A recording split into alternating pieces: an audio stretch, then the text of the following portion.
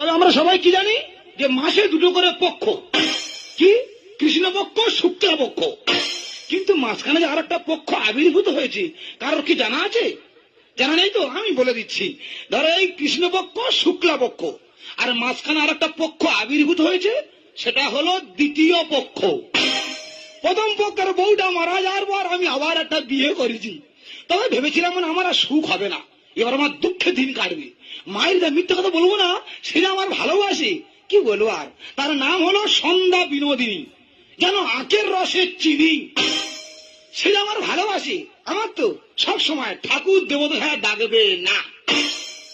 তবে কি ওই রান্নাটা আমার করে রাখতে হয়। 10টা বাইরে স্কুলে চলে যায় তো, স্কুলে দিদিমণি আর কি রান্না করে রাখতে হয়, খাওয়া দাওয়া করে স্কুলে চলে যায়। তবে ভালোবাসার কথা বলতে হবে না। আমার বৌদিরা স্বামীদের কি বলে ডাকে? ও গো, হ্যাঁ গো, শোনো, ওর ও সব নেই। সবসময় আমার